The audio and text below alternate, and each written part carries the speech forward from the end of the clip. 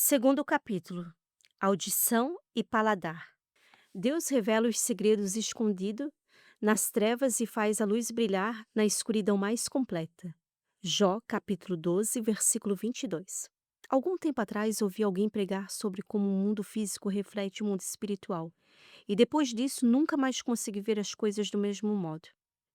Hoje tento tirar uma leitura de tudo o que acontece à minha volta e tentar entender em Deus o que está acontecendo, para onde Deus está apontando. Eu gostaria de trazer para você um pouco de conhecimento técnico sobre algumas funções do nosso corpo e depois levá-la a comparar o que acontece no físico e semelhantemente acontece no corpo de Cristo, a igreja, ou seja, você. Benditas aulas de nutrição me ajudaram nesse processo de entender um pouco mais sobre a dinâmica de como funciona o mundo físico e espiritual quando se trata de falar, ouvir e se alimentar. É verdade, à primeira vista pode parecer que os assuntos técnicos sobre o funcionamento do corpo não têm relação com falar e ouvir espiritualmente. No entanto, muitas vezes Deus usa ilustrações e metáforas da vida cotidiana para nos ensinar verdades espirituais profundas. Ao entendermos como nossos ouvidos físicos e nosso sistema auditivo funcionam, podemos extrair lições espirituais valiosas sobre nossa capacidade de ouvir e discernir a voz de Deus. Assim como nossos ouvidos físicos são sensíveis a certos sons e podem filtrar ruídos indesejados, nossos ouvidos espirituais podem ser treinados para discernir a voz de Deus em meio ao ruído do mundo. Portanto, mesmo que à primeira vista possa parecer irrelevante, aprender sobre o funcionamento do corpo pode nos fornecer insights valiosos sobre como podemos aprimorar nossa capacidade de ouvir espiritualmente e nos relacionar mais intimamente com Deus. Não se afobe, mais para frente você vai entender. Neste capítulo, vamos discorrer um pouco mais sobre essa anatomia. Na época em que eu era jovem, não que ainda não seja, lembro-me de que era visto com maus olhos pela igreja o fato de uma jovem querer fazer uma faculdade, pois tinha todo um mundo obscuro na faculdade, onde havia prostituição, drogas e outros males, nos quais os jovens poderiam se perder. Nem se passava pela cabeça que hoje a fonte para cessar todos os males estaria na palma das mãos. Mas esse não é o assunto agora. O conhecimento do mundo natural pode ser extremamente útil para os cristãos, pois nos permite entender melhor a criação de Deus, os princípios que regem o universo e as pessoas ao nosso redor. Ao aplicarmos esse conhecimento ao nosso relacionamento com Deus e ao nosso serviço no reino, podemos ser mais eficazes em comunicar a mensagem do Evangelho e em fazer a diferença no mundo ao nosso redor. Por exemplo, entender os princípios da comunicação, psicologia, ciência, tecnologia e muitas outras áreas do conhecimento secular pode nos ajudar a melhorar nossa forma de compartilhar o Evangelho, a alcançar pessoas de diferentes contextos culturais e sociais e a lidar com os desafios do mundo moderno. Portanto, buscar conhecimento em todas as áreas, tanto espirituais quanto seculares, pode nos tornar cristãos mais capacitados e eficazes em cumprir a grande comissão e em fazer discípulos de todas as nações. Como nesse exemplo a seguir, podemos perceber a perfeição de Deus e ter um entendimento mais profundo através daquilo que a ciência nos permitiu entender. Pois em uma guerra é intrínseco que conheçamos as armas com as quais o nosso oponente planeja usar contra nós. Na verdade, o intuito não é meramente se defender, mas avançar, pois a palavra menciona que as portas do inferno não prevalecerão contra nós. Isso denota que a igreja está avançando, ela não está estática, mas prossegue para o alvo, avança para aquilo que Deus a designou. Nesse caso específico, ou seja, no tema que estamos abordando, conhecer a anatomia, conhecer o mundo natural traz mais clareza em como lidar com o espiritual. Então, vamos direto ao ponto. Sistema sensorial. O sistema nervoso sensorial faz parte do sistema nervoso responsável pelo processamento da informação sensorial. Um sistema sensorial consiste em neurônios sensoriais, caminhos neurais e partes do cérebro envolvidas na percepção sensorial. Sistemas sensoriais comumente reconhecidos são aqueles visão, audição, tato, paladar, olfato e equilíbrio. Em suma, os sentidos são transdutores do mundo físico para o reino da mente, onde interpretamos a informação, criando nossa percepção do mundo que nos rodeia. Wikipédia, Enciclopédia Livre, 2023. O sistema sensorial desempenha um papel crucial no processo de percepção, em interação com o ambiente ao nosso redor. Esse processo envolve a transdução, onde os receptores sensoriais convertem-se de simples estímulos em sinais elétricos. Isso tudo se dá por meio de uma complexa rede de receptores, neurônios e centros de processamento no sistema nervoso central, cérebro e medula espinhal. Este estímulo nos conduz a uma experiência consistente dos sinais do nosso corpo, nos capacitando a perceber e a interagir de maneira complexa e adaptável com o mundo ao nosso redor. De forma geral, funciona como um recebedor de estímulo nos órgãos sensoriais, como pele, língua, olhos, nariz e ouvidos. Estes, por sua vez, são incitados por vários tipos de estímulos, como toques, temperatura, claridade, dor, entre outros. Porém, representam apenas uma gama dos muitos estímulos que o sistema sensorial é capaz de detectar. Transdução do estímulo nada mais é do que os receptores convertendo os estímulos em sinais elétricos. Isso ocorre geralmente através de mudanças na permeabilidade da membrana celular, transformando em potenciais elétricos. Os sinais elétricos gerados pelos recebedores são transmitidos pelos neurônios sensoriais. Esses neurônios são responsáveis por transportar informações para o sistema nervoso central.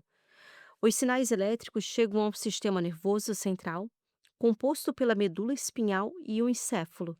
O encéfalo e o cérebro processam esses sinais, relacionando-os com informações prévias, memórias e contextos, proporcionando-nos lucidez ao processar a informação resultante em uma percepção consciente dos fatos.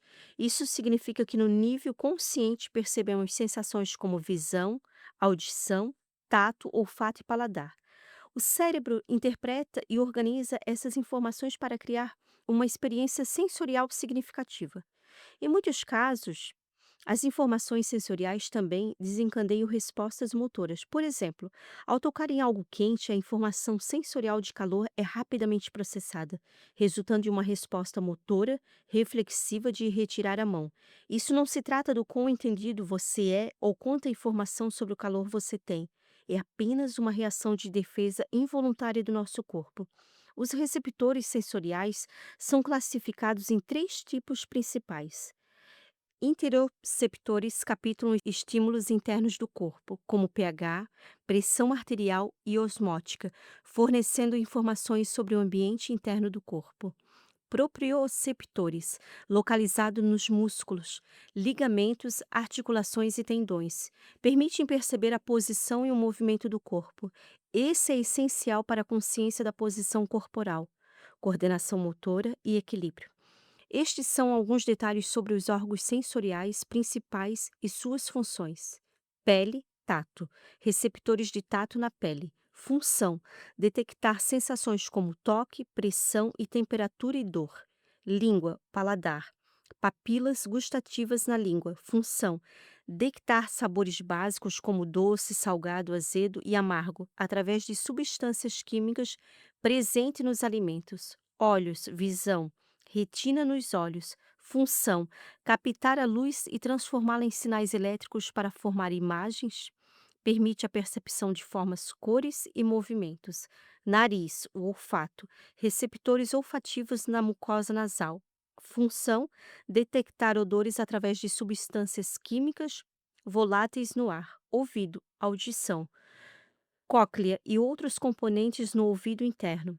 Função: captar vibrações sonoras no ambiente, convertendo-as em sinais elétricos que são interpretados como sons pelo cérebro. Mas para continuarmos nossa conversa, quero focar somente em dois estímulos: boca e ouvido, paladar e audição. E qual a ligação entre eles? O que eles têm em comum? Língua e paladar. A língua desempenha um papel crucial no sentido do paladar, também conhecido como gustação. As informações gustativas são obtidas principalmente pelas papilas gustativas. Deus e o cérebro, e olha como ele é perfeito. Essas papilas contêm células quimiorreceptoras, que são sensíveis a diferentes sabores. Os 5 sabores básicos são: doce, geralmente associado a substâncias como açúcares; salgado, relacionado a sais minerais; azedo, associado a substâncias ácidas; amargo, ligado a compostos amargos muitas vezes encontrados em alimentos tóxicos. Umami, um sabor mais recentemente reconhecido associado a aminoácidos, especialmente o glutamato. O olfato também desempenha um papel fundamental na percepção do sabor. Quando comemos, os aromas dos alimentos são liberados e captados pelos receptores olfativos nas partes superior da cavidade nasal. Isso influencia significativamente a experiência gustativa. Você percebe que, por mais que queiramos focar somente em algo, é basicamente impossível, pois está tudo interligado, mas isso é assunto para o outro momento. A saliva é essencial para o paladar, pois dissolve substâncias e ajuda na percepção dos sabores. A temperatura dos alimentos também pode afetar essa percepção. Ouvido e audição. O ouvido é responsável pelo sentido da audição, convertendo ondas sonoras em sinais elétricos interpretados pelo cérebro. O processo envolve várias partes do ouvido interno. Orelha externa. Captura as ondas sonoras e as encaminha para o canal auditivo. Orelha média. Amplifica e transmite as ondas sonoras para o ouvido interno. Orelha interna. Cóclea. Contém células ciliadas que convertem as vibrações em sinais elétricos. Nervo auditivo. Transmite os sinais elétricos para o cérebro. As ondas sonoras fazem com que as células ciliadas na cóclea vibrem, gerando os sinais elétricos que são enviados ao cérebro pelo nervo auditivo. O cérebro interpreta esses sinais como os sons, permitindo a percepção do ambiente sonoro ao redor. Ambos os sistemas, o gustativo e o auditivo, são exemplos de como o sistema sensorial nos permite interagir com o mundo ao nosso redor, fornecendo informações cruciais sobre o ambiente e as substâncias que nos cercam. Vamos transcorrer da parte técnica para a prática, para que você possa entender como isso se aplica à nossa vida espiritual cotidiana, visto que isso faz parte do nosso dia a dia e não em ocasiões distintas. Partindo do texto inicial, vamos transcrever a anatomia para a nossa vida como um corpo. Vamos dizer que nosso sistema nervoso é a nossa mente e nossos sistemas sensoriais ainda são os nossos sentidos. Os caminhos neurais são os processos e o cérebro é Deus, o qual é responsável pela percepção de quem você realmente é e o que você sente quando passa por situações que demandam pressão.